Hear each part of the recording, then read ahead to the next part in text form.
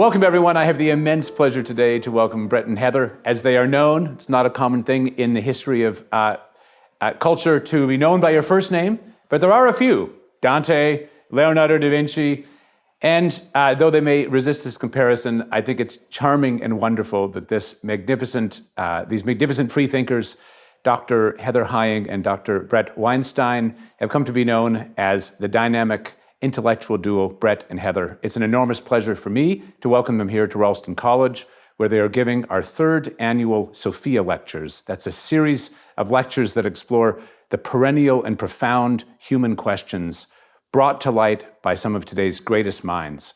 They're here for a series of 4 lectures, and I've gotten the privilege of bringing them into our studio for a conversation between the three of us. Welcome, and thank you for coming.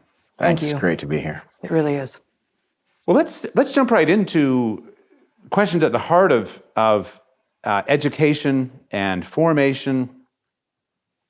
You are known, as I've just said, both of you, to be remarkably independent minds, courageous minds. Not that you always get it right, or would even think that you've always gotten it right. That's part of the thing about being intellectually courageous, is that you're trying to figure it out, and you're making provisional. You have the courage to make provisional conjectures and so on.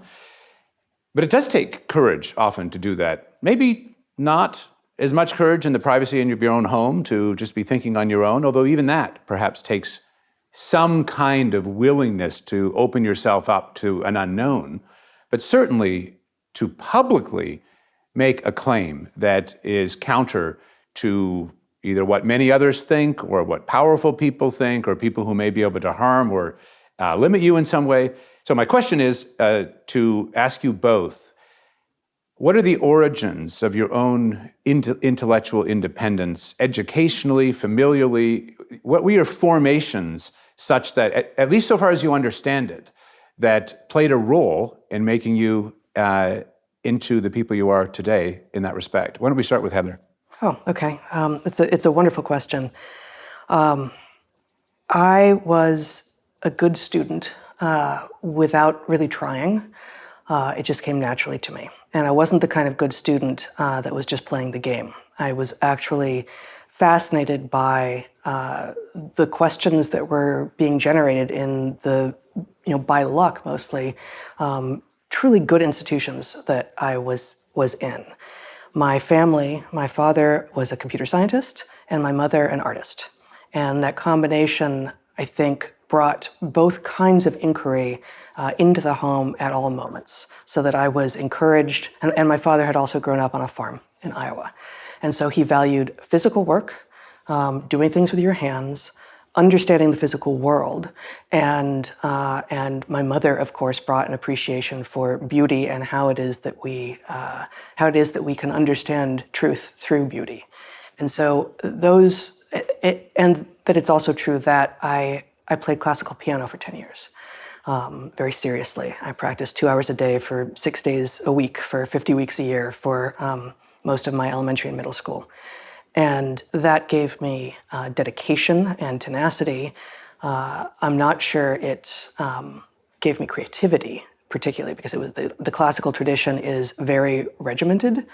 But sitting in activity for that many hours a day, once I knew how to read music very early, once I wasn't having to spend my entire heart and soul in the activity, my mind could be free.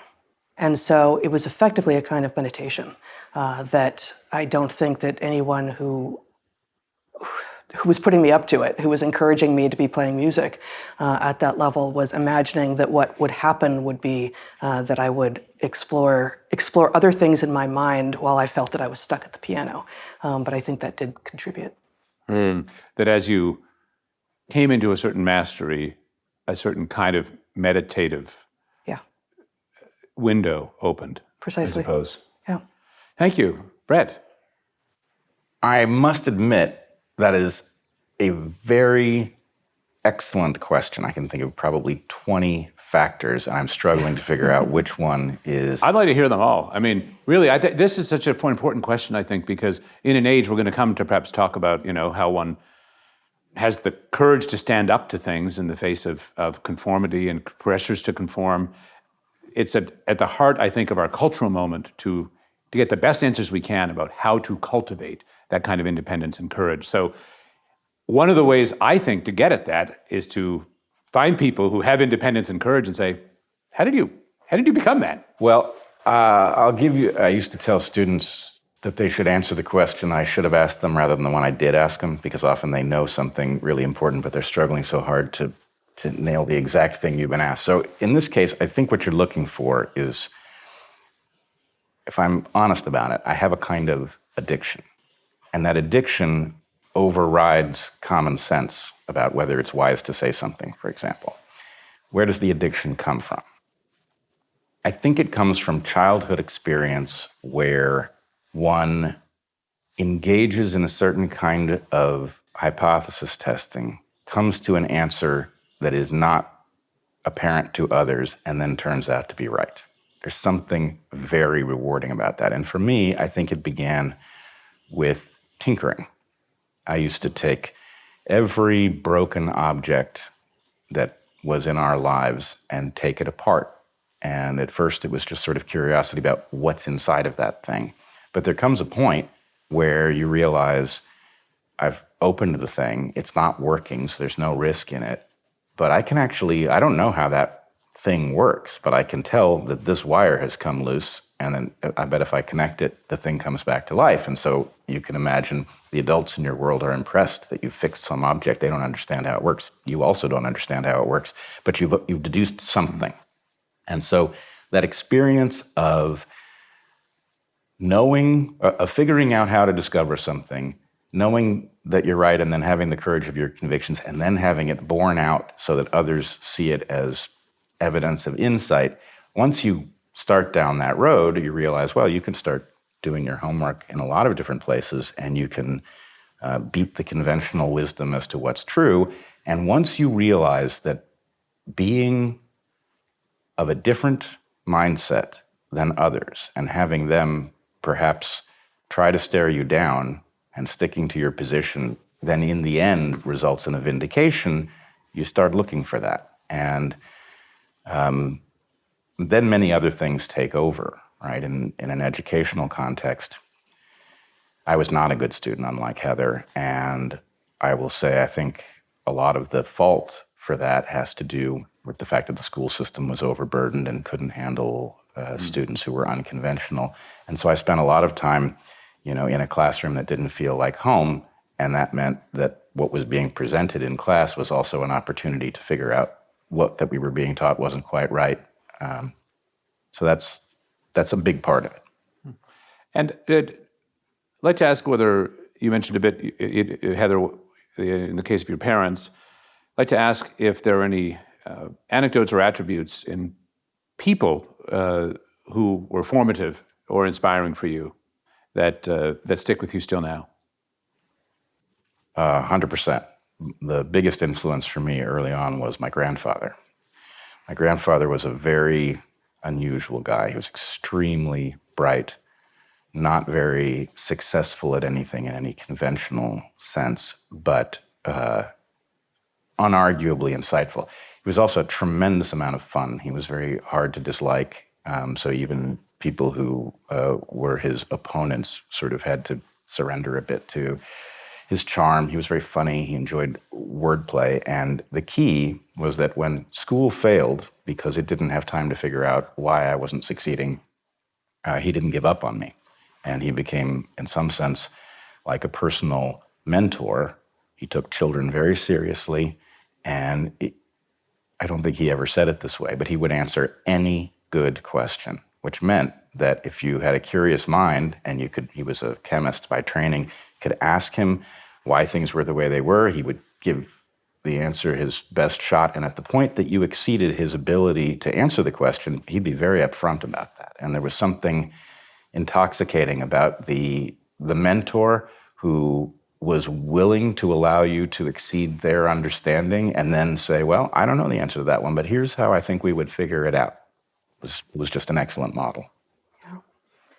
I guess I would add to my parents as important models of ways of being and understanding the world.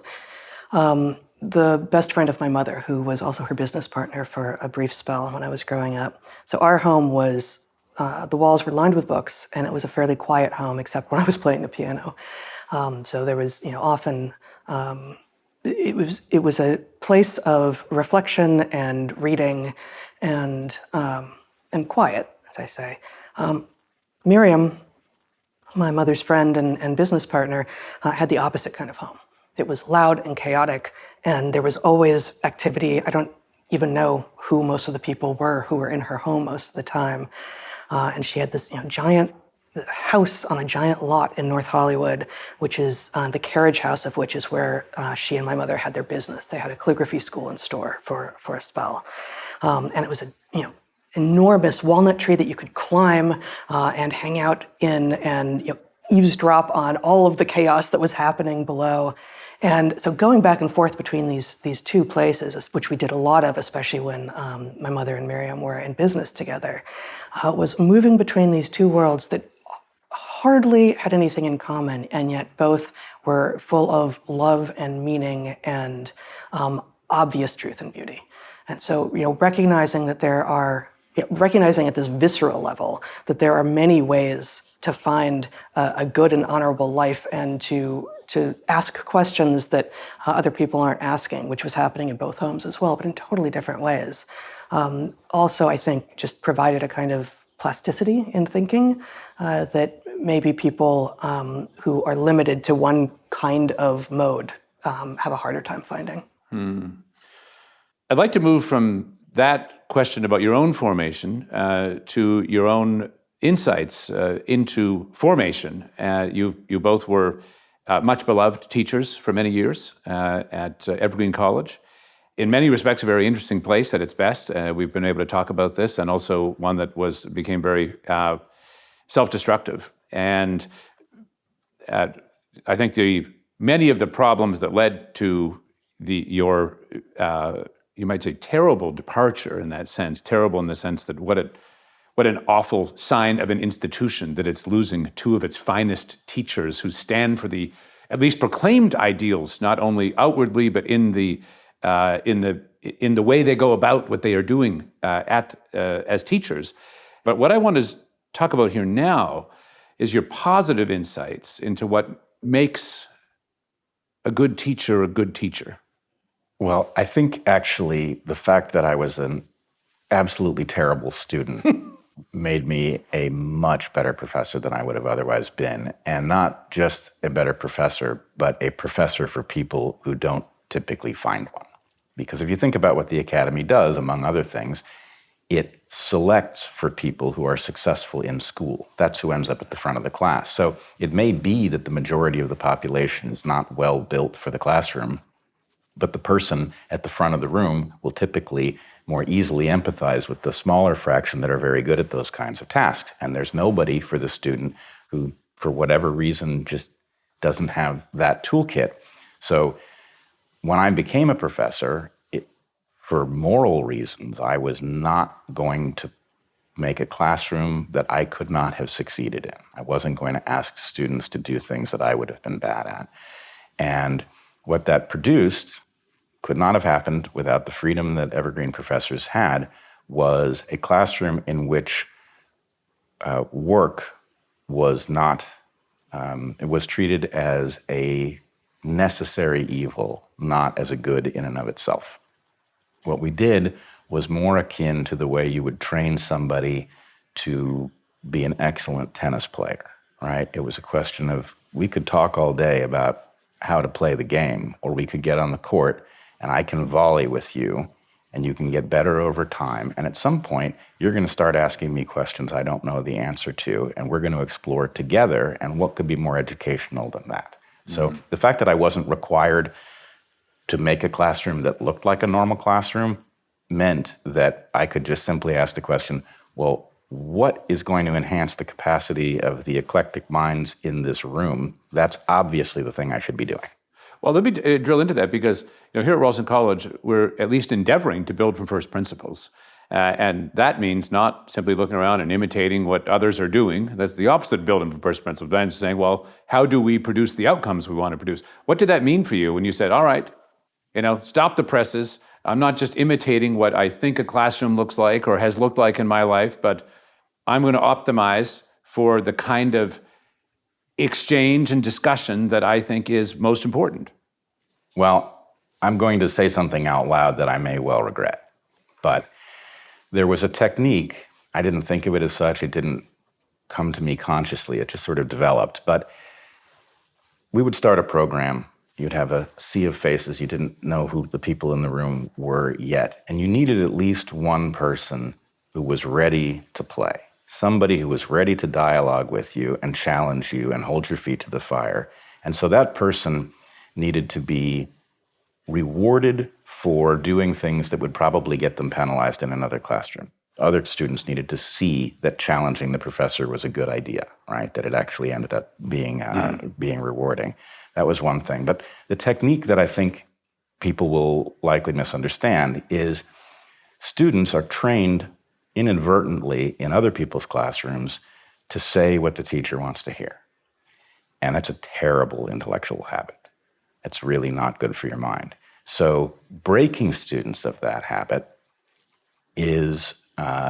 requires some fancy footwork. And one thing that I would do is if I detected that a student was trying to please me rather than try to figure out what's actually correct, I would encourage and I would lead them out onto the limb that they were inching out onto so that they would get really far out on it.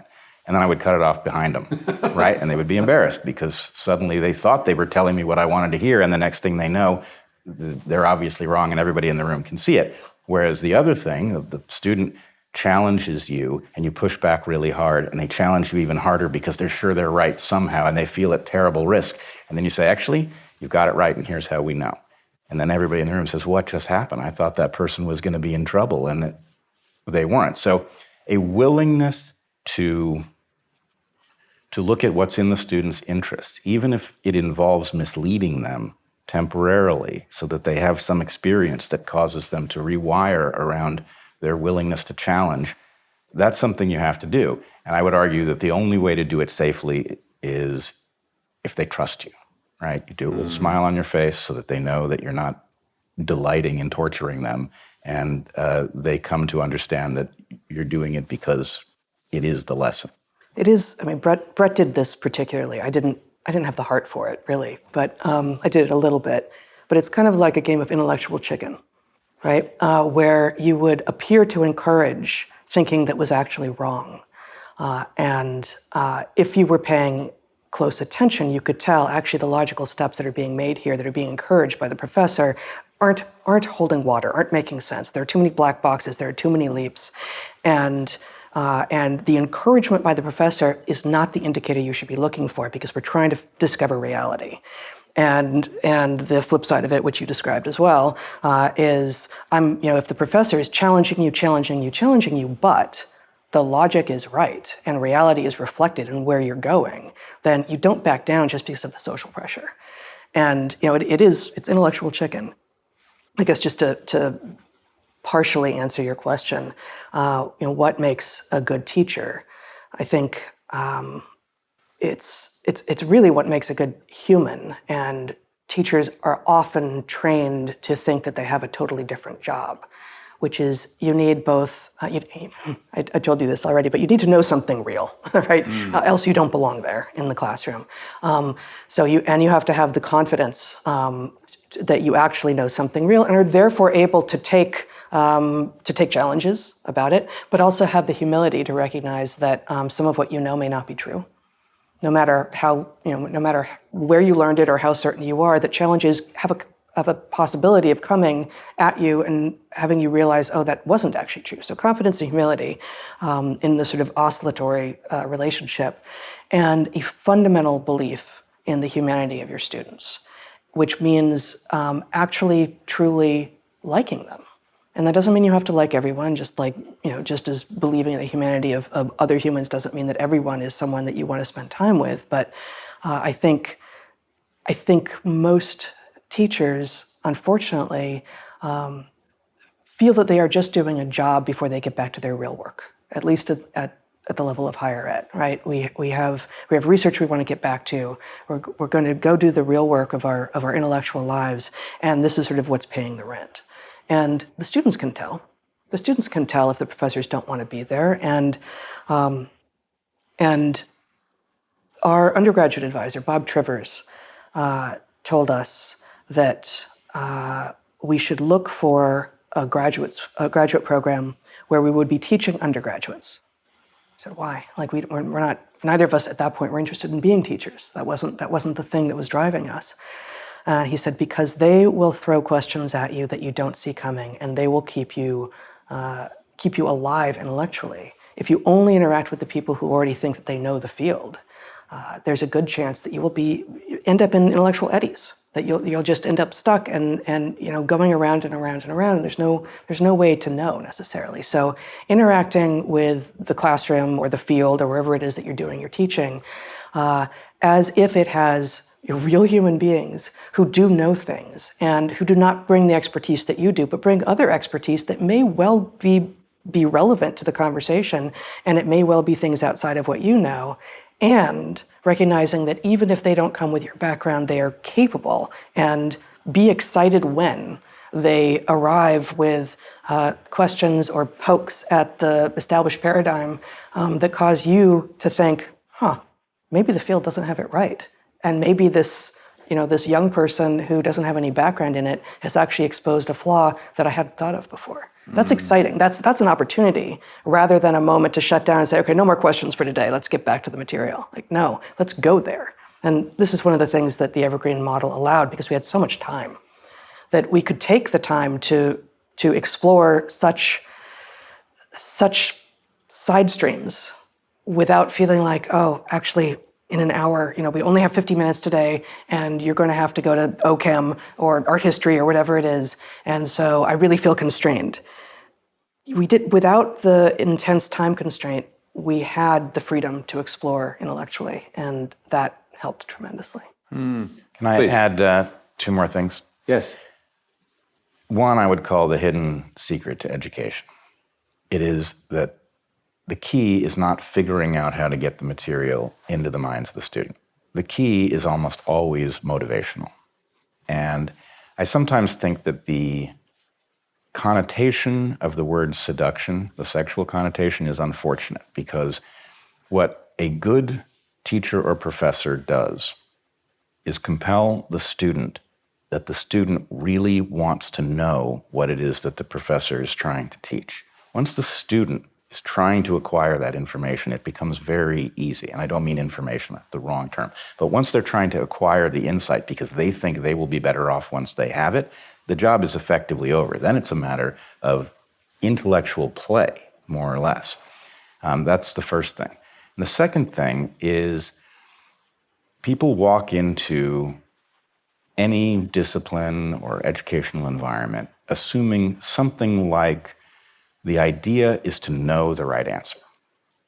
And indeed, knowing the right answer is important. But the most important thing is not that you know the right answer, and knowing it right off isn't very educational to begin with. What is most important is that you have a mechanism for improving your understanding over time. Almost any capacity at all to move in the direction of things that are more correct is sufficient to get you to a spectacular level of correctness over time. If you're better at it, you'll get there faster. If you're worse at it, you'll get there slower. But rather than trying to know the answer, knowing how to get the answer more correct over time is the real objective of the exercise. And it makes for a robust intellect. Once you have that skill, you can point it at any topic, right? I don't know the answer on day one, but I'm going to know a lot more tomorrow than I know today. It's kind of a question of what you're optimizing for in an environment. And it's very interesting that the way consensus begins to congeal. And so, let's just take an example in which the professor is right about something. And the students kind of know what the professor thinks is right.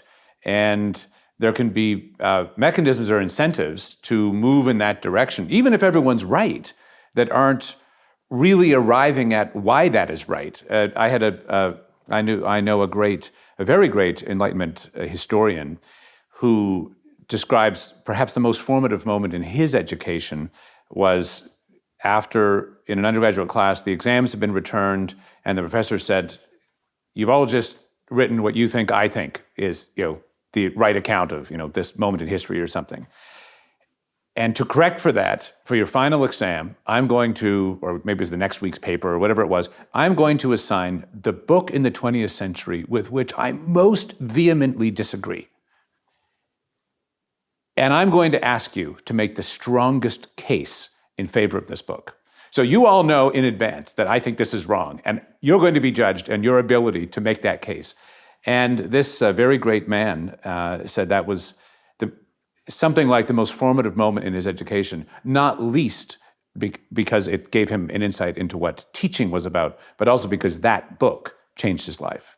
And it turned out he thought the argument of that book was largely right, and the whole 60 years that followed was in a way inspired from the insights he'd come to rightly understand as real and true in this book with which his professor told him up in front that he disagreed with, but which he wanted him to defend. Yeah, that fits very nicely with the idea of falsification in science, right? That what we need to do is try as hard as possible to falsify our most cherished beliefs, our hypotheses that we think are the most true. And if, after having tried and tried and tried and failed to falsify an idea, we have more certainty without ever having actual certainty that it is likely true.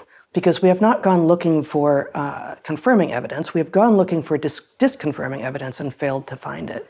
And for me, that sort of revelation about one of the fundamentals of the philosophy of science came in graduate school through reading Karl Popper, the 20th century philosopher of science. And there are certainly moments when you can't do it. You can't be constantly trying to falsify absolutely everything under all circumstances. But it feels like very much the same idea, that recognizing that you absolutely must put everything that you believe to a challenge rather than sit softly among the things that feel comfortable and say, I'm sure this is right, because how could something that feels so good be wrong? Heather and I had different versions of this as professors, but I think it is fair to say that we both sometimes I almost never gave exams. When I gave an exam, it was an exam that I could sit right down after I had written the exam and take it because it was that kind of exam. So for example, I would propose, a fictional planet. The planet is a cube, right? It rotates on its axis at this rate. Its relationship to its star is this. Now predict the pattern of biodiversity that you would find on it. Now that's a difficult question. It's a question I think you could pose to any biologist and it would not be immediately apparent what the answer was. You would have to sit down and work it out. Well, and there is no single correct answer, but you can see in the ways that people answer the question what the logic is that they're using and whether or not they have the toolkit with which to get at something that would be true, and we'll never know for sure. Actually, may I just say, both of us gave these kinds of, take-home exams where we would create fictional scenarios. I had, it's 500 years in the future. We've got fishing boats with this newly evolved species of bird that is living in the hulls, and I described a number of things and say, okay, now tell me what the mating systems of these birds are. Are they monogamous? Are they polygynous? You have to explain based on the resource availability and the this, that, the other. And or here's a fictional species of beetle, which unlike the ants, bees, and wasps, which have this unusual genetic system, they have it, but it's reversed, where the males are the diploid ones and the females are the haploid ones. How does that play out? Do the math for me and also tell me how it plays out in the social landscape. These things can't happen. None of these three scenarios, and this is just three of many that we created for our students, have happened, and therefore there cannot empirically be a correct answer except for the math one. But you can absolutely see the creativity and the logic in combination in the answers that students give. And they also can't use AI, which was not a problem when we were teaching, but it would have the advantage now of, other than, have you ever asked this question before? Did students put that question online? I don't think, maybe I'm wrong actually, but the AI wouldn't do as good a job as it would with many questions. It's a really interesting question. I don't know off the top of my head whether the AI would be able to see the logic of these things. But you can imagine what discussion happens in the aftermath of giving students a question that the professor can't answer, and then, inevitably, I would provide my answer to the question, and a very rich discussion would happen because people would not agree inherently that I had it right, and they would argue for their position. And the answer is, well, this is a good model for biology because biology is the study of a complex adaptive system in which prediction is impossible. So it's not that you can't understand anything that would happen, but it is not a place for a chemistry style exam where the question is, if I put these reagents in this beaker and I put them under these conditions, what products do I expect? That is a question that does have an inherently right answer. And there is a correct answer. If the planet I described existed, it would have a diversity pattern. And would anybody be able to predict it properly?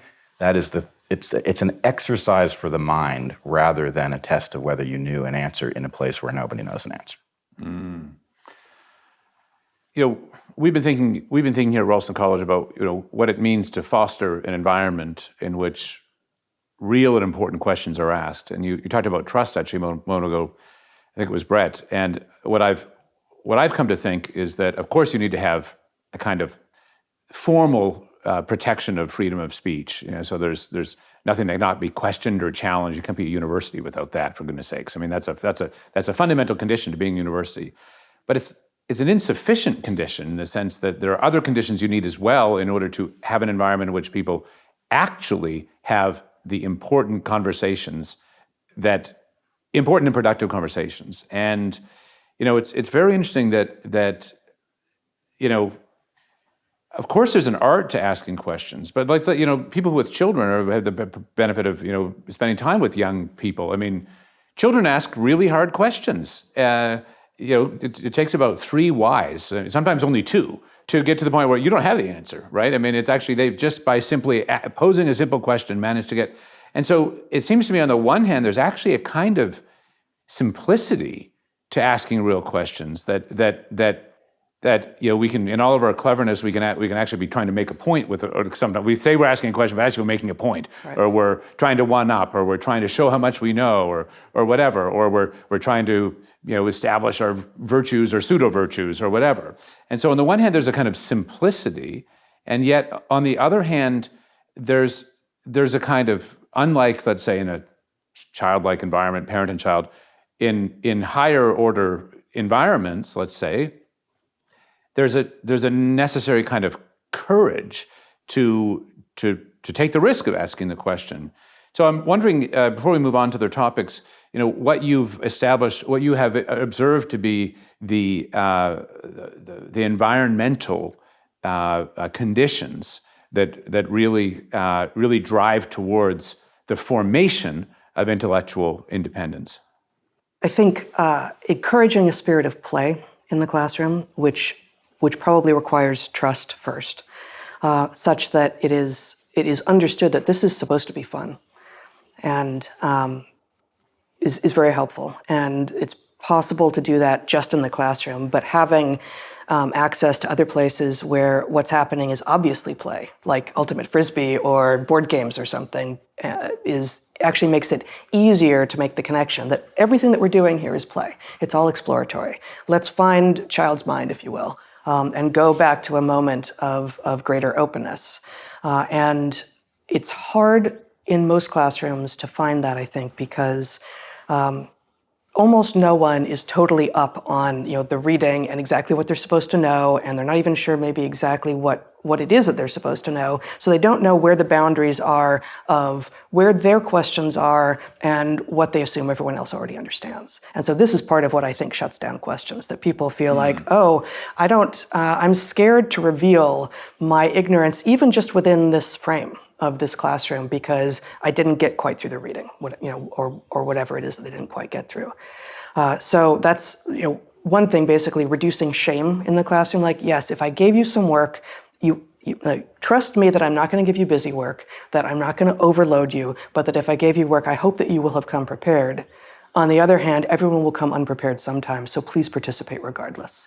Please be willing to display your ignorance, even of things that everyone should already know here, in order to ask questions. So that is one part. And then I would say the very first day of every class, both you and I came to, and I don't know exactly how we both came to be doing this, would get up in front. And, we're the ones with the PhDs, and we're the ones who are going to be writing their narrative evaluations, because Evergreen didn't have grades. So we're the ones with the power. And we would say, do not trust us. There is no reason for you to trust that we know anything yet, just because we were hired with the right degrees and with the right credentials to come and deliver information to you, because our job, as we see it, is not to deliver information to you. This is not sage on the stage style education. We have to earn your respect and your intellectual trust by you challenging us enough that it's going to get old if every single thing out of our mouths is something, is raising questions. But in the beginning, you may have to do that. And then over the course of, days for some people, weeks for others, rarely months, but for some people it would take that long, say, oh, actually, every challenge that I've had has come back not necessarily with the right answer, but with a spirit of inquiry and openness and a reveal of the logic that underlies the answer. And then also when the professors make mistakes, they come back the next day or whenever and say, that thing I said to you about crocodiles, that was wrong. Here's what I now know. And here's why I began to think about it and think maybe I should look into that because I think what I said was wrong. So encouraging students on day one to not trust you is actually a fast track, if you're trustworthy, to getting students to trust you. Evergreen was a very strange place, and if you took the freedom that it gave you as a professor to heart, if you really decided to use it, it created a very different classroom. And I would say one knew that one was succeeding in any given term when the students did not view the end of class as the end of class. So students would get so energized about material, which frankly, most students are not fundamentally interested in evolutionary biology. They take the class out of some sort of curiosity, but then they begin to realize what it is, and they start mulling over aspects of their own life. And the point is, it starts to move into the dorms, and they start having discussions with each other based on what they think they heard in class and what they think it might imply. And at the point that the class is sort of constantly happening, and some fraction of the time you're in a classroom together, and some fraction of the time it's them doing the work and playing with the tools themselves, then it is play, and that's really you're doing it right when it doesn't feel like work. Gosh, that's so deep. We take our students to Greece, or that they find their own way to Greece. Is where the program begins. It's kind of a James Bond beginning. This is your mission. Should you choose to accept it, meet us at the Parthenon on this date at 5 p.m. kind of thing. And it is true that one of the reasons we take them there, we're teaching them in this program. They learn Greek, ancient and modern, and for deep reasons that you would perhaps be able to help me understand even better, pertaining to human cognition and the nature of language learning. They just learn faster when they're immersed, and there's a lot that we could say about that. But the biggest reason we have this program in Greece is because it lights them on fire. There's this wonderful phrase of Plutarch where he says the mind is not a vessel to be filled, crammed full of things, but a fire to be lit. And when they come back from Greece, they are just burning so hot. And my sense is that you could have all of the trappings of an education. You can recite this and you can recite that, and and of course you need to have exams to know whether people are actually taking the stuff in, or learning the skills that are proof that they have gone through a certain formation. But all of it's nothing in a sense if you come out of it and that fire isn't burning.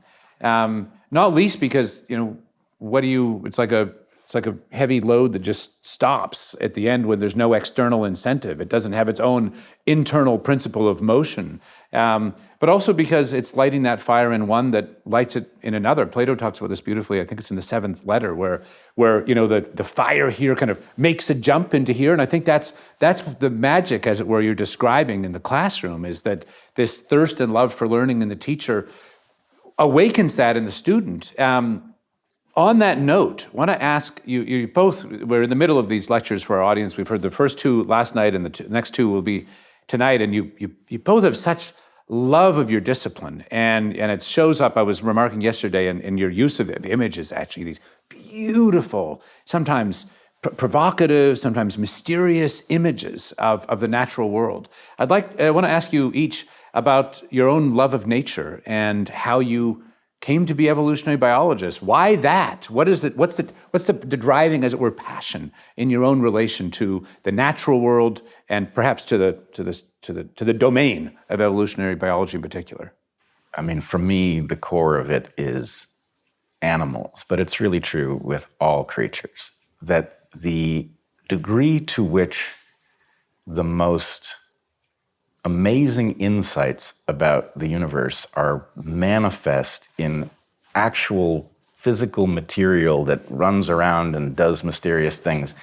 And we kind of bypass it typically on the way to go do whatever it is that we think we're doing in the world.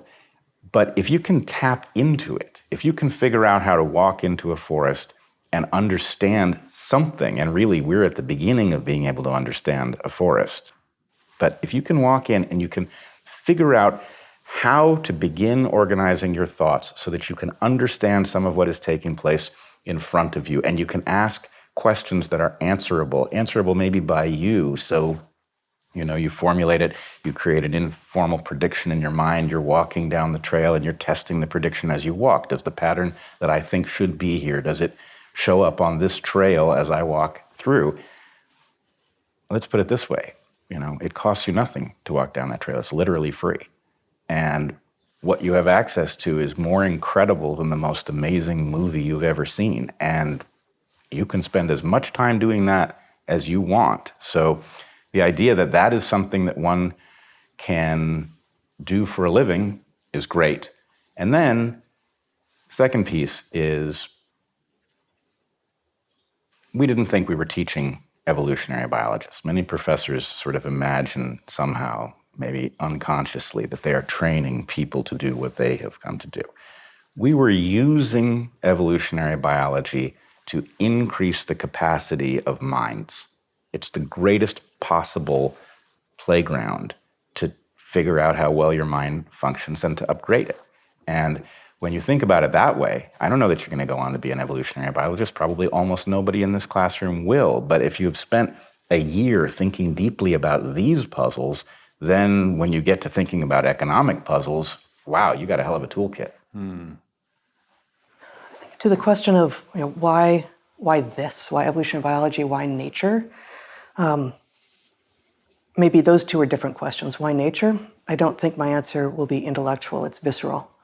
That when I stand outside barefoot in any kind of wildness, especially barefoot, it doesn't need to be, but especially barefoot, with enough of the elements on me, if it's blowing or sunning or raining or whatever it is, such that I can, in my fully inherently embodied self, can feel the earth and observe what is around me, it feels more complete. It feels like a more complete version of myself. And with the tools of evolutionary biology, I come to make sense of some of what I'm experiencing. And so I would say, I guess, three just moments. I grew up with a cat, and she was extraordinarily dear to me. And I spent a lot of time watching her. She was an indoor-outdoor cat. She would bring things in. She would bring lizards in, and she would bring things in. But mostly, the way that she walked around the world did not feel so completely different from the way that people I didn't know walked around the world. Of course, it was not as much as. The relationship was not as much as the relationships I had with the people whom I knew. But it felt on a continuum. And so many years later, when Bret and I were in college, we took a summer to explore Mexico and Central America. And this was in 1991.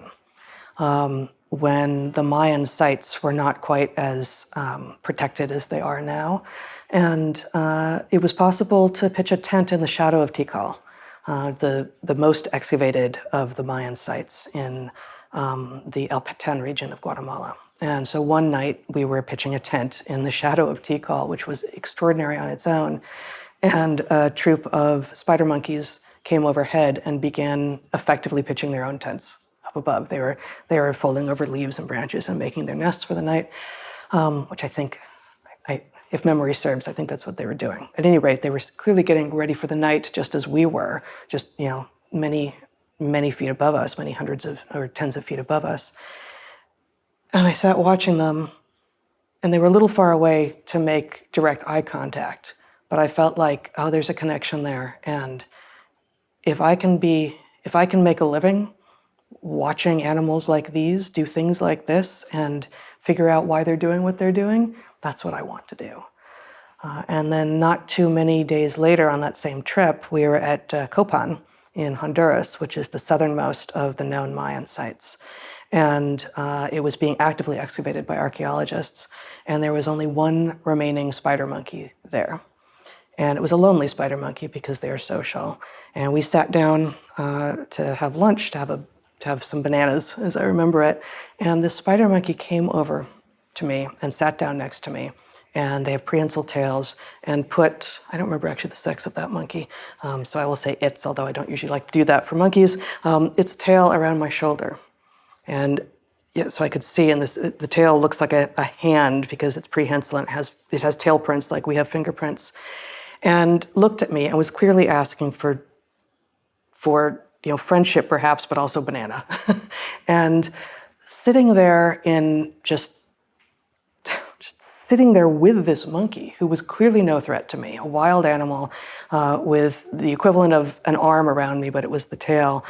I thought, this is it then. Like this is what I want more of. And I've never had that again. I don't pursue physical contact with wild animals. I try to let them be wild, but the opportunity to be as close as possible without getting in their way and observe them and look into their eyes and their beings and discern what it is that drives them is just for me, it's a visceral love that I don't think I'll ever stop doing.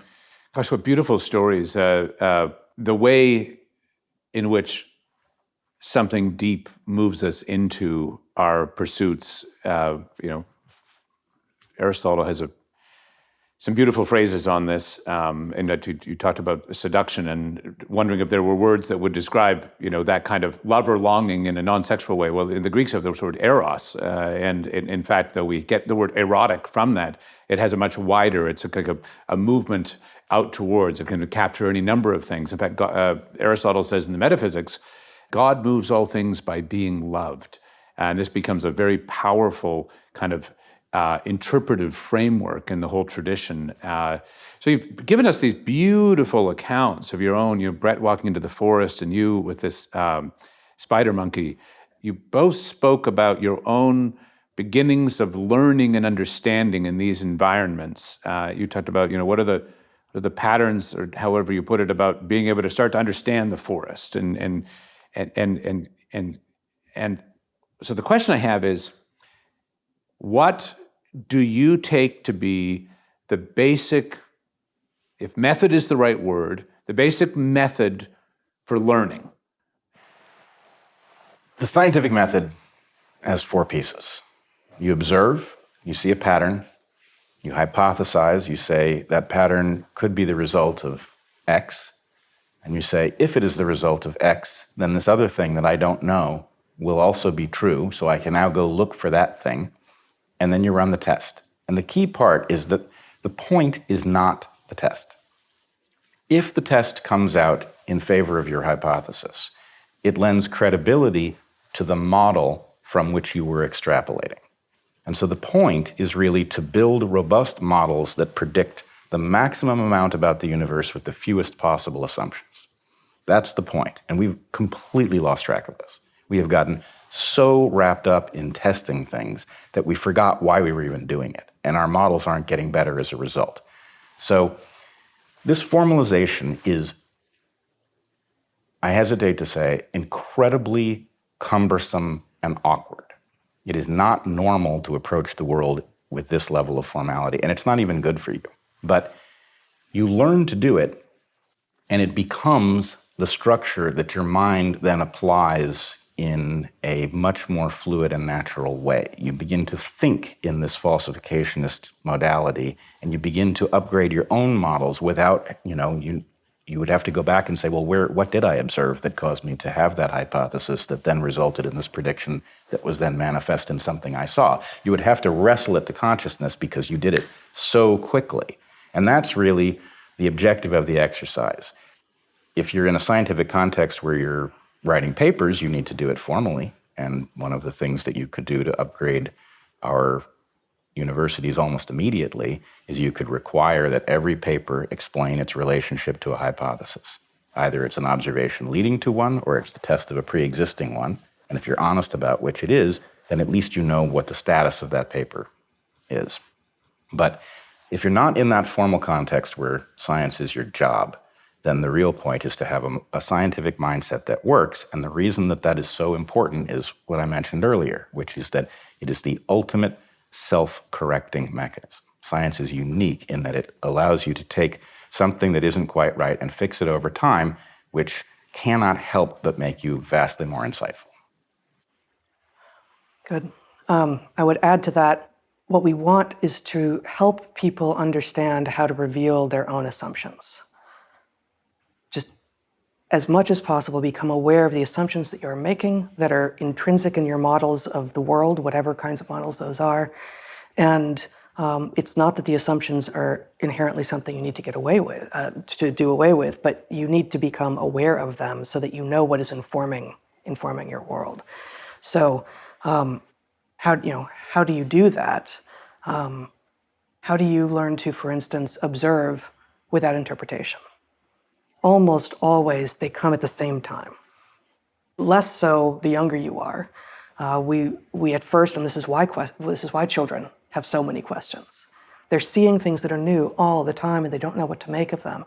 And we become more canalized the older we get, the more we've seen, the more jaded we get.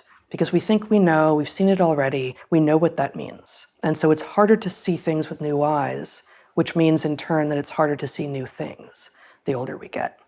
And so trying to remember how to be new, how to be naive, and while also being aware of what assumptions are going into the conclusions that I have generated.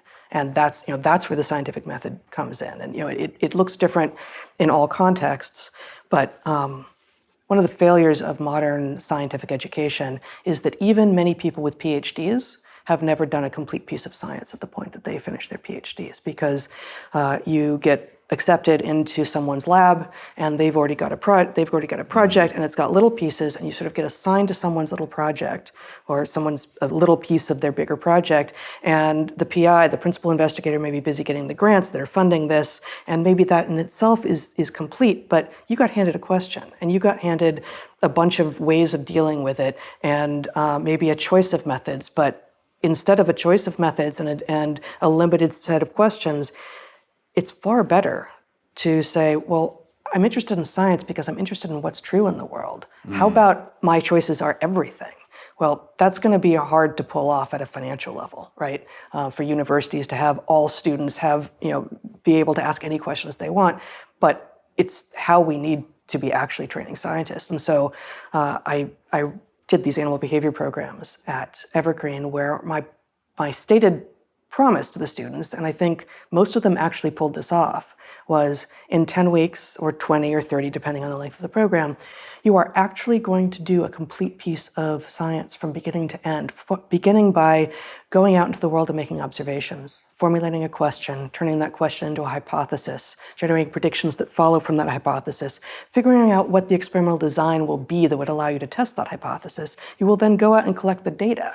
I will be teaching you simple statistics so that the statistics are not things that you black box and just feed all of your carefully collected data into a computer and have it spit out an answer and you go, oh, that is significant, how wonderful. No, simple statistics. And you have to therefore design a test to do in the field that will be testable with these simple statistics, which we can understand. Normal human beings, even ones who don't think that they're mathy, can understand. You're going to do the analysis, you're going to do the literature review, but not until after you've already done a bunch of actual observation of the organisms. And then you're going to both write a paper and do a presentation, and an oral presentation.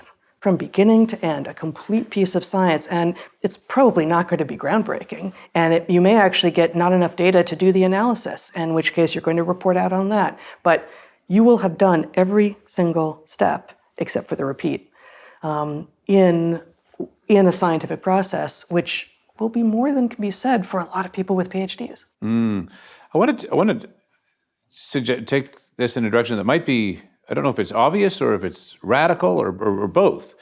And that is, I've got my own, let's say, conjecture here.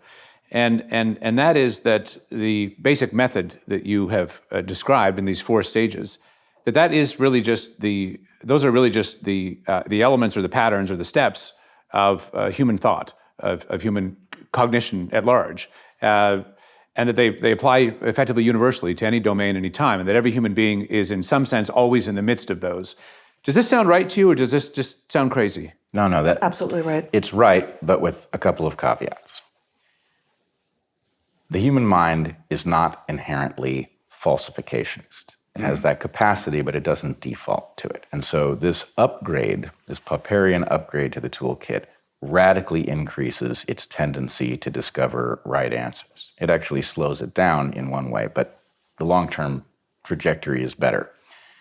The real reason to formalize this process, and you're right, you see it in children. You'll say, well, the answer to that question is this, and they'll say, but then why that, right? So that natural tendency is there unconsciously. But what isn't there is the reinforcement of the discipline of mind that prevents you from cheating. So, to give you an example from modern science, if you collect a huge amount of data and you see in that data a pattern, it leads to a hypothesis that then requires a test before you have any idea whether it's a correct hypothesis or not. But the temptation, if you've collected a whole lot of data and you see a pattern in it, is to formulate your hypothesis and then report that your collection of the data was a test and that this pattern manifests itself, and therefore the idea is credible. That's cheating. It's fraud. There's no way when you are sitting down to read a scientific paper to know which of these 2 things happened, whether this was an honest-to-goodness test of a hypothesis or it's fraud. You cannot tell because it's not in the pages of the document. It's in the history of the idea in the laboratory where it took place, and that has not been recorded anywhere. So what we have is a system that you can apply informally that does mirror the way a person navigates difficult questions in life, but the formalization actually is the key to holding our own feet to the fire with respect to adhering to the underlying philosophy, because as soon as you break that philosophy, it doesn't work any longer. If you're cheating and you're reporting your observation step as if it were a test, then you will end up thinking things that are not true because they have yet to be tested, and that is the road to madness. Tell me more about falsification. Tell me about the moment of the effort to falsify. So Luca Turin is a brilliant, very heterodox biologist who has become fascinated because he personally is fascinated as a human by smell, by olfaction. And he's come up with a very radical hypothesis about the way that creatures like us figure out what compounds we are smelling, and story for another time. But he describes a process that he says, he analogizes it, I think, incorrectly to a manic depressive. He says, the process of science involves falling in love with an idea, a hypothesis, in order to to generate it, to bring it into the world, to formulate it correctly, and then taking every fiber of your being and attacking it savagely to see if you can make it fail.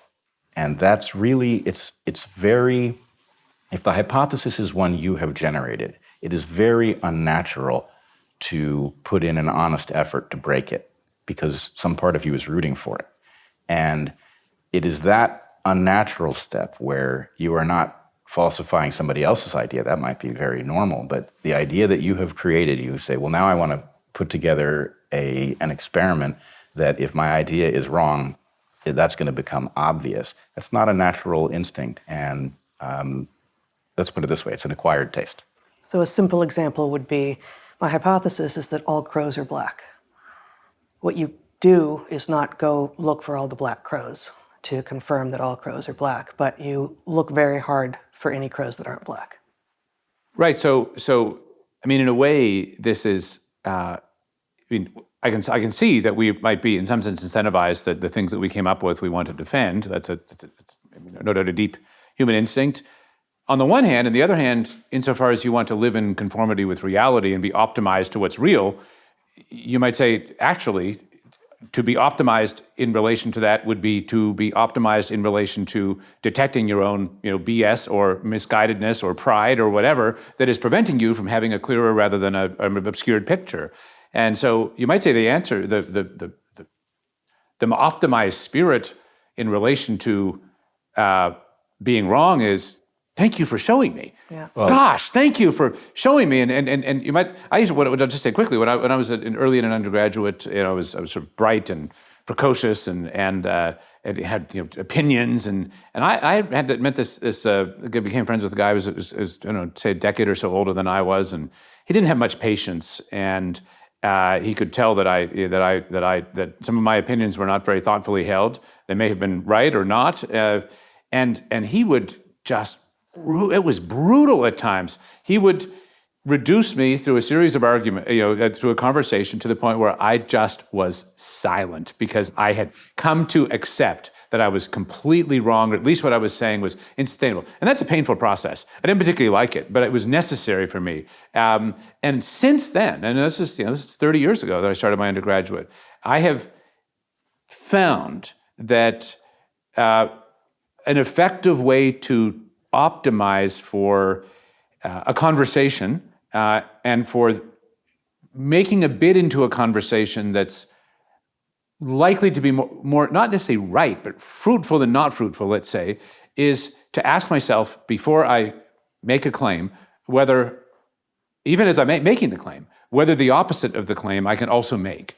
And if I can do that, then I might need to do that actually as I'm making my claim, because I'm inherently situating things within a kind of double-sided dialectic or something that shows that, okay, there's actually a difficult question here in which this is true and that's true at the same time, and now can you help me sort this out? But it seems to me that this is really at the heart of human thinking, but also at the heart of what it means to cultivate, whether it's a friendship or a scientific community or a university or a college, that is able to do that well together.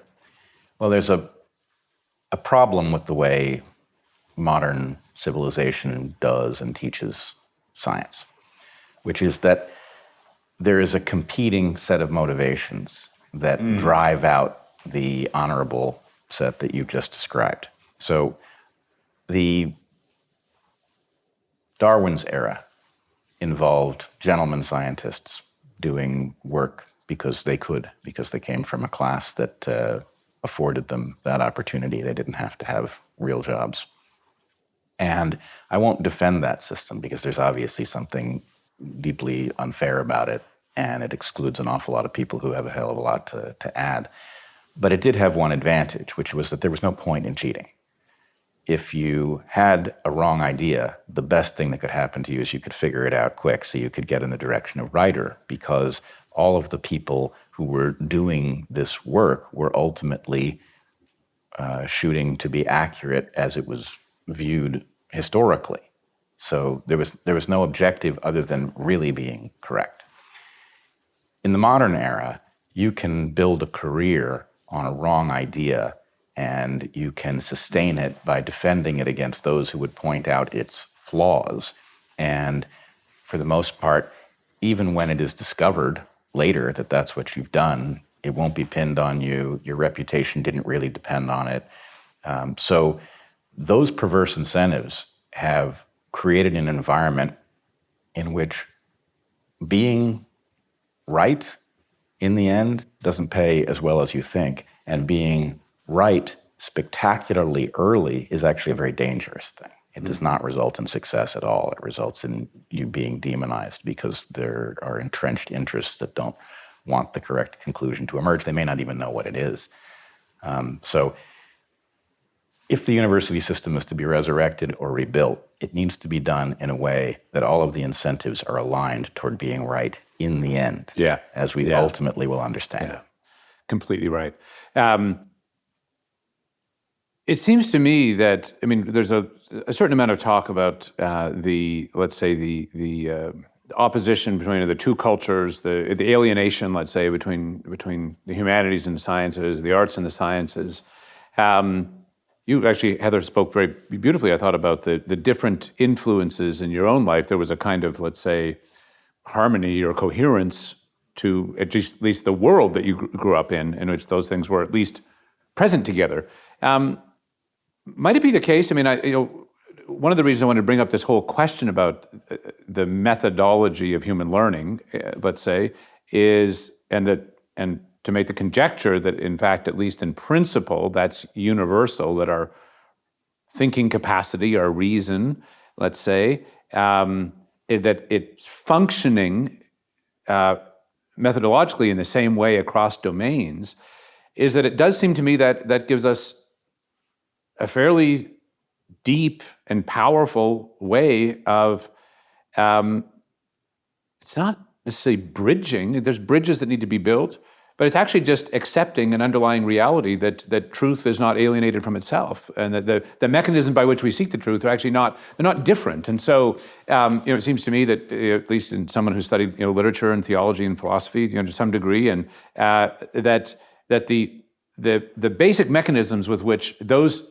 domains are meant to be conducted are not dissimilar to what science at its best, and that the perversions of them also look similar, whether it's hubris or incentives or whatever, and that in fact, because I think one of the conceits of our time, which I think comes out of a sort of, neo-enlightenment dogmatism or something, is that the only things you can know about are like the physical world or something like this, whereas it seems to me from what I've gleaned from your lectures so far, and from conversations with other scientists, people like, for example, Freeman Dyson, used to say, the whole history of science is made up with very fiercely held opinions that turned out to be wrong.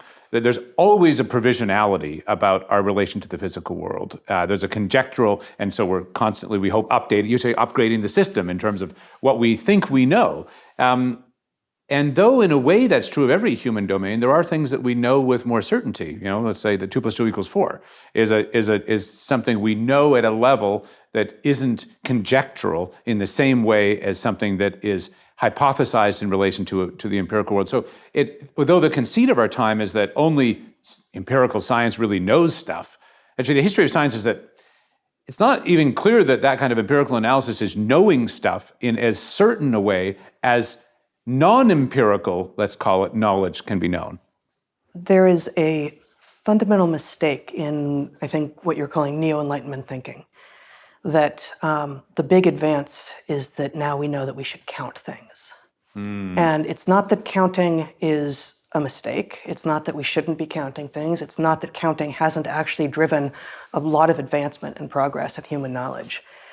But once you can count things, you do have a sense of I'm for sure, I'm certain about that.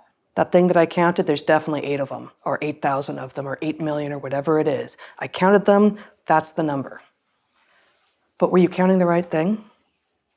Was the question that you were asking that generated a count the right question? If it wasn't, then the count is misleading.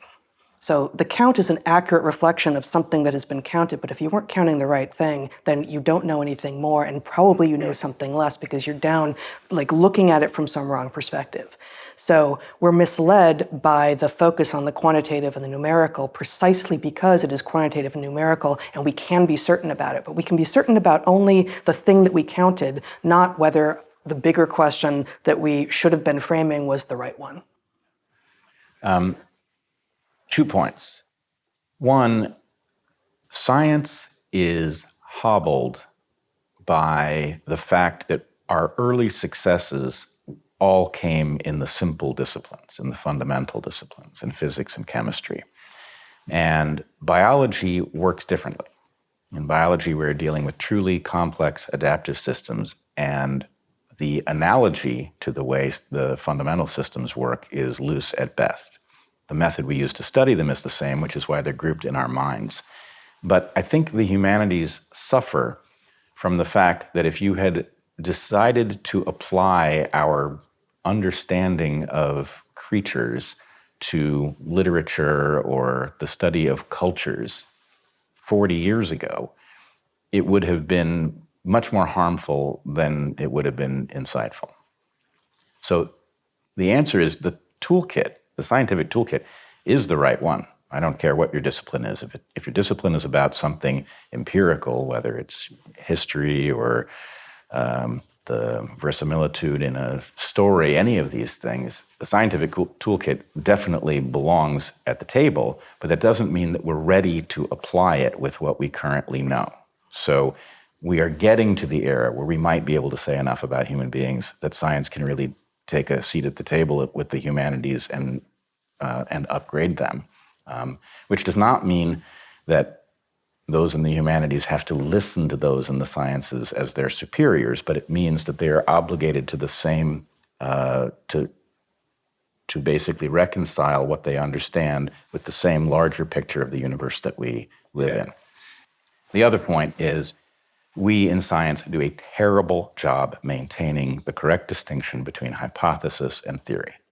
If you listen, people are constantly saying, I have a theory this, I have a theory that. Even people who swear they know the difference and wag their finger at others often abuse this distinction.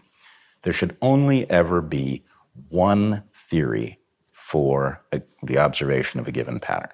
You don't have multiple theories. You have multiple hypotheses, and when all of the hypotheses have fallen and they've left one standing and that one has withstood sufficient test, it becomes a theory, which is as close in science as we ever get to saying that something is a fact.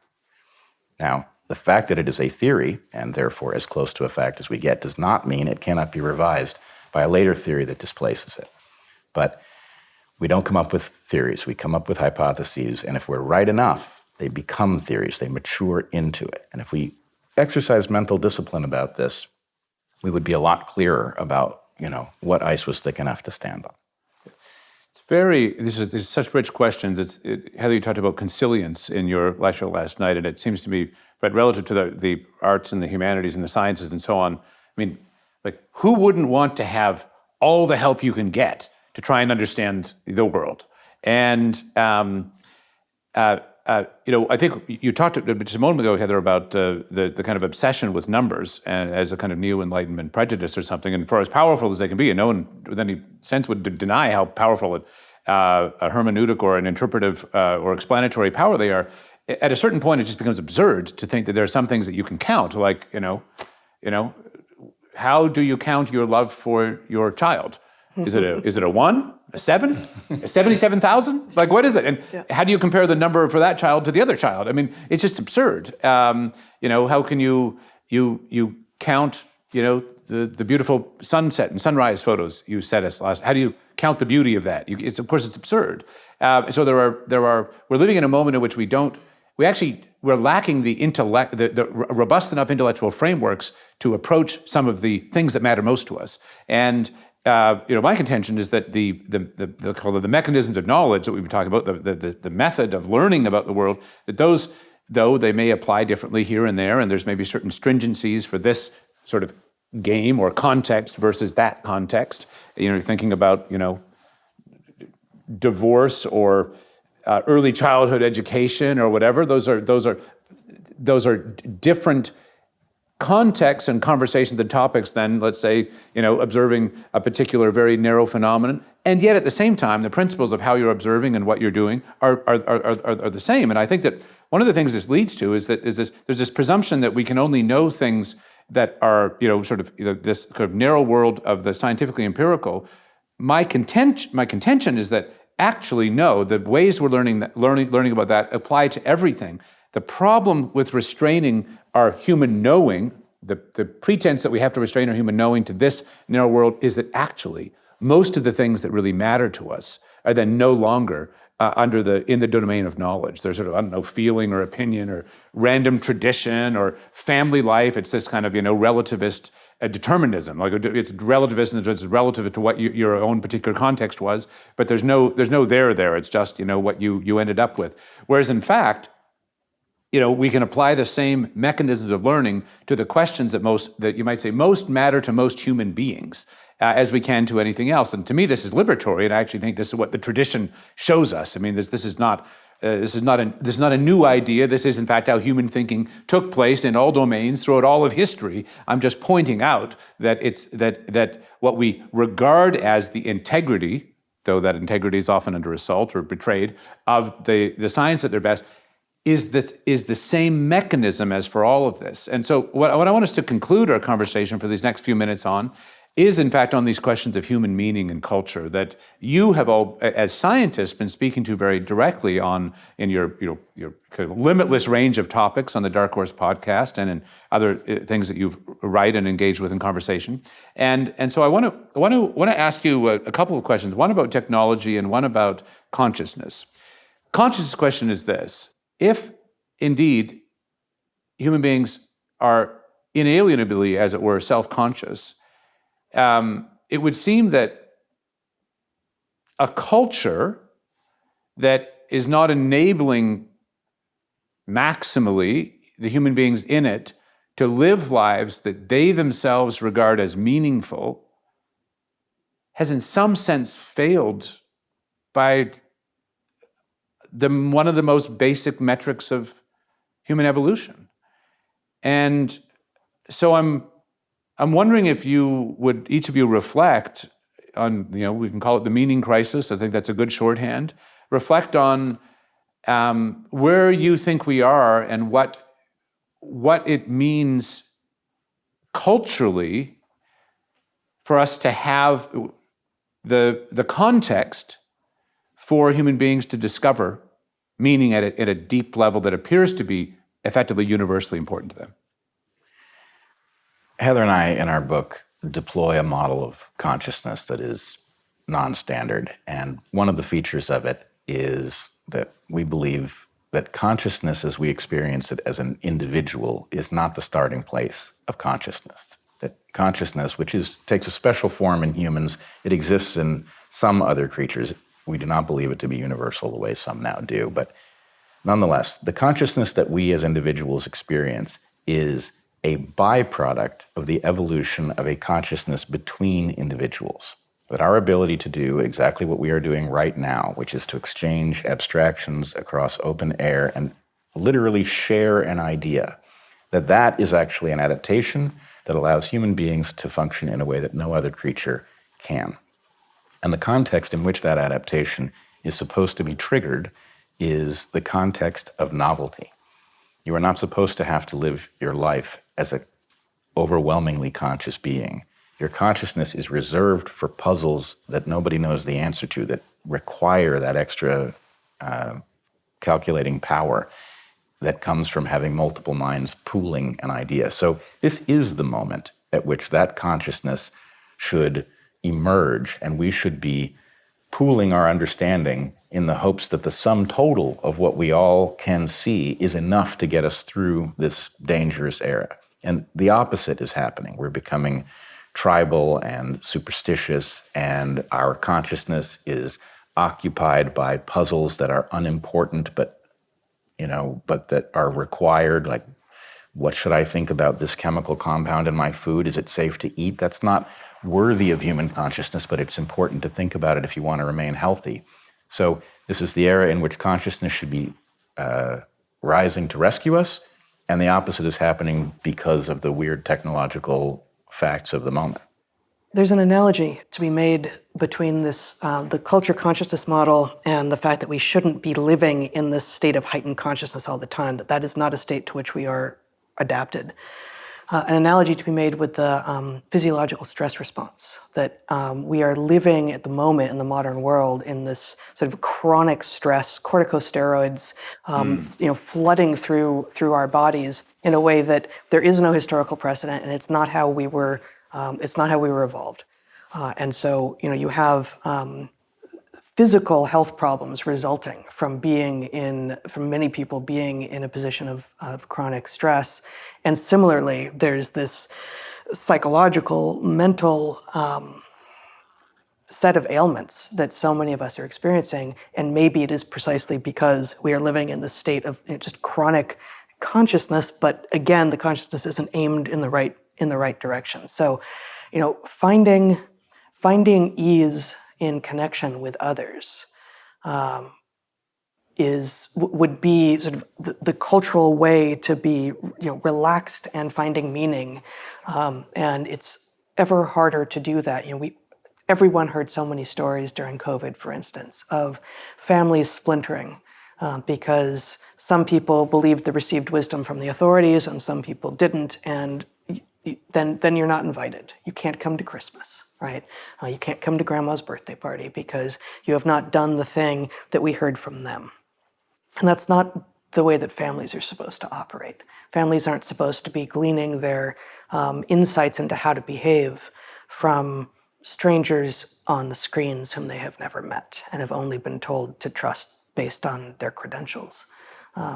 There has been a history, of course, of receiving wisdom from an authority, usually a religious authority, but that is someone in the community who actually knows the people and who has a term that is very important in evolutionary biology that I don't think we've mentioned yet here in Savannah with you, is shared fate. That the religious authority in a community has shared fate with that community, whereas the talking heads on the screens do not have shared fate with the rest of us. And so their incentives may well be totally different from those in the past. See, because it's very powerful, because my sense is that we all saw stories like this, the Thanksgiving and the breaking of the family or whatever, whether it was in one's own or just observing in other families and other people's lives. In the COVID world, we lost sight of higher order goods. I mean, we didn't have a capacity to say, no, actually, preserving our human relationships is more important than, there's a transcendent good in being able to celebrate a marriage or a funeral. That's actually more important. Like, let's just say, saving a life cannot be important than the life itself is. And so there has to be some robust conception of what the ends of human life are, according to which we can make this. But we lost, or you might say, we suspended or suspended our thinking on those, or we had an outright failure to apply more robust frameworks at the very moment we most needed them. The question I want to conclude on here is what we do about all this. And just as I get to my ultimate question, the penultimate one, so to speak, is about technology. And we talked about cortisol, and Bret, you said last night that you are an exquisitely and very well-designed human being, but you're in the wrong habitat, which I thought was a wonderful line.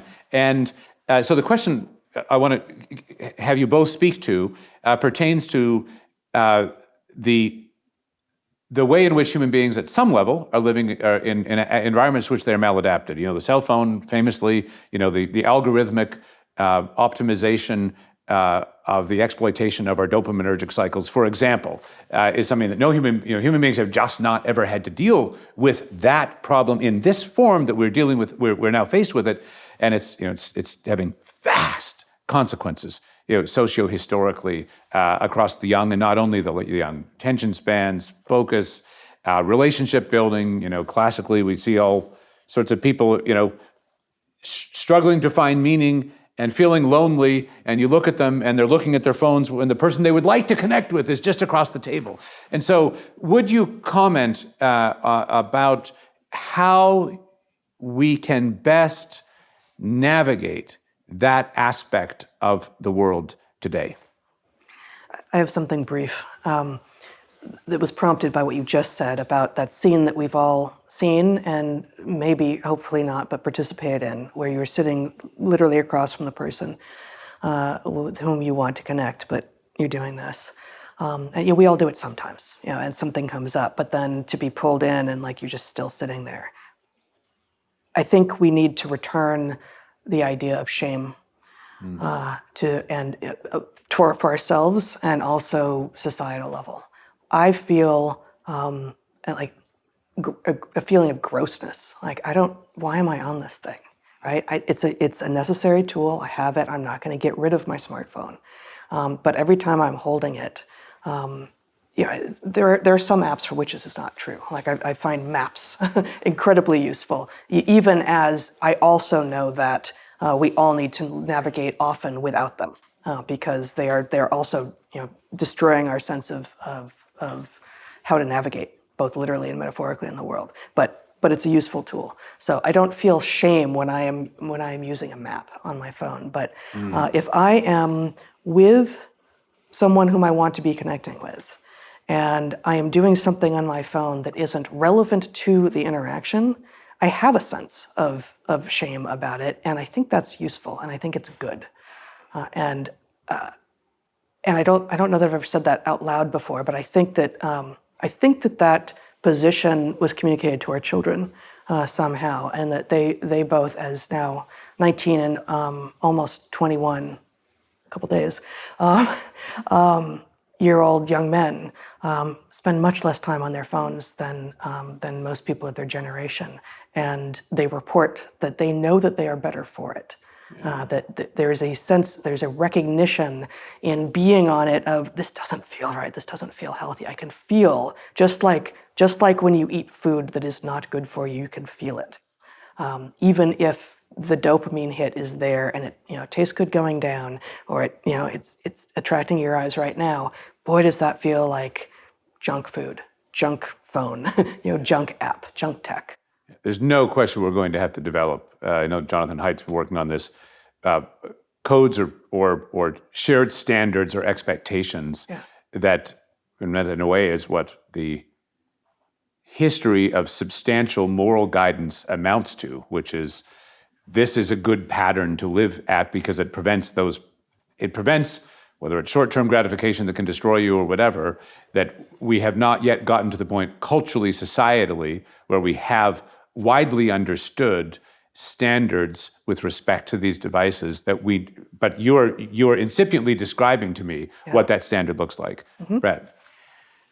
In our book, we describe a process that we call hyper-novelty. Human beings are the species with the best capacity to deal with novel phenomenon of any creature that has ever existed here.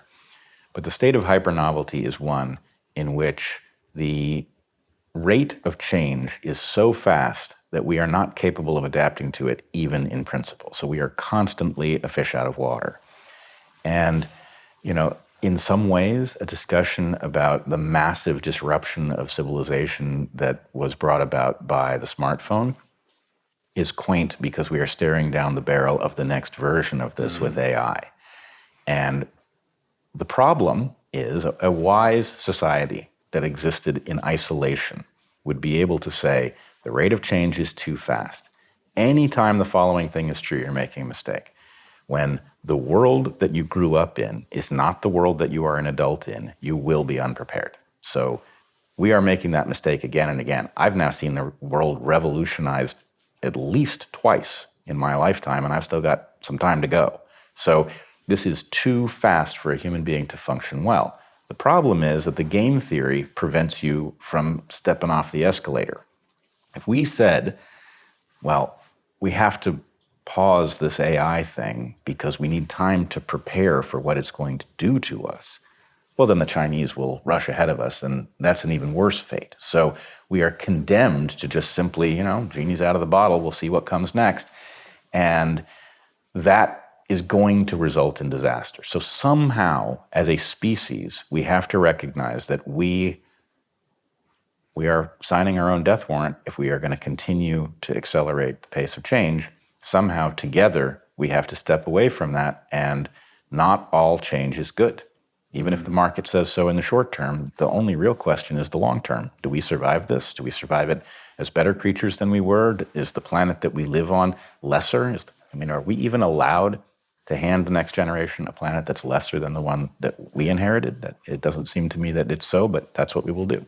Yeah, and that's such a stirring account of the need for robust human inquiry into fundamental human questions, into human nature, into the nature of human community, into the nature of human meaning, into the higher order goods that give our lives stability and so on. Because AI simply cannot generate the answer to AI. It's only going to be the higher order forms of thinking that human beings uniquely have capacity to pursue that can direct at the level of principle how to use and find ourselves in relation to the technology. Last question I have, I am just day over day moved and inspired by our own students' curiosity, their courage, and above all by their desire to make their lives count. They're not interested in the culture wars in the sense of these legacy, idiotic, black and white battles back and forth. They're deeply interested, though, in culture. They want to make their lives count. They want to give their lives to others in meaningful and powerful ways. They see the deterioration and alienation, the ominous levels of and unfolding events in our time, and in whatever way they can, they want to live as they should and to make their lives the most and the best and the truest that they can. What advice do you have for them? Well, I think, let me first say that whatever you're doing works. And I take part of what you're doing to be attracting the right people and then putting them in a context in which their skills and their insights become synergistic. So it's evident here in talking to them. And I think you can very easily overthink this problem. The key thing that we have to do is take the people with the best material to discover what we should be doing in the future, bring them together, create the environment that cultivates those kinds of insights, and then at some level, leave it to them to figure out how to allocate their time and which problems to focus on and that sort of thing. The real issue is this. We are talking about problems in a complex adaptive system. Anytime you think you know the answer to what should happen in a complex adaptive system, you're about to make an error, because complex adaptive systems deny you the ability to predict with sufficient precision to blueprint any sort of solution. What you're going to do is navigate and you know when you're making progress. You can feel it here in the conversations that people are having. So more of that is the answer. More of that in as many places as it can be made to happen with as many people as can be brought in on it. They will figure out what the problems that need to be focused on are. And that's the way humanity gets out of a deep bind, and it won't be the first time that we've done it. I agree that what you're doing here, what you're building here is extraordinary. It truly is. It's clear. And that is about you and the people around you and the framework that you're building. You ask about advice to the students. I think how each of us can make the best mark on the world is going to be through some combination, some optimal, if it's possible, combination of preferences and skills. And I think the modern educational environment tends to be driven by a focus on skills. Let's just stuff a bunch of skills into you, and then whatever skills you turned out to have in greatest quantity, that's what you should do.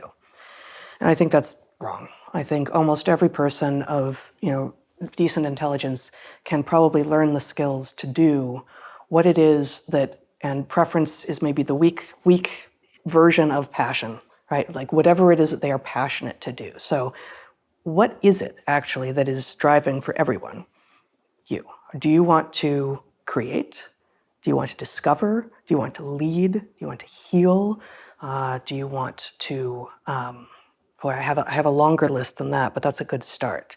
And it may be that you want to do all of those things, but I remember talking to someone, a physical therapist, someone with great hands, and many physical therapists don't have. The great healers actually have both the analytics and the physical, the visceral. And in listening to what he did in his off time, what he did was he went downtown and found homeless people who needed help, and he gave them treatment. And I thought, even if I had your skills, I wouldn't be driven to do that. That's just not. I'm not a healer in that way. That is not one of the things that I am driven to do. Create, perhaps, for sure. Discover, yes, and that's one of the drives behind science, of course. Lead, connect. Figure out what the verbs are that can describe the kinds of ways that humans do the amazing things they do in the world, and then think deeply about which ones are the ones that drive you. Apart from, you will need to have skill, but apart from what skills you currently have or what skills you think you can develop, because your preferences are your preferences, and they're probably not going to change, but your skills will, and they can. I would add one thing. This is not an era in which you should specialize. It's not to say there shouldn't be something that you focus on more than everything else, but the specialists are about to be completely upended because you can't prepare for a world you can't predict. The generalists are the ones who have the right toolkit, and if I were in your students' shoes, what I would be doing is building a toolkit that will work no matter what the world looks like. Building a generalist toolkit that can figure out how to apply those skills in a world that none of us can see coming. Well, insofar as there's ever a note to end on, I always feel that the best conversations always are unfinished and to be continued, and I hope that we'll have a chance to continue this one. I want to thank you both for the generosity of your time in being here in Savannah at Ralston College this week, for your conversation today, but above all, for your inspiration, your courage, your intellectual humility and conviction, your modeling of free inquiry, and of being friends to those who seek freely to inquire. Thank you. Thank you so much, Stephen. It's been an honor.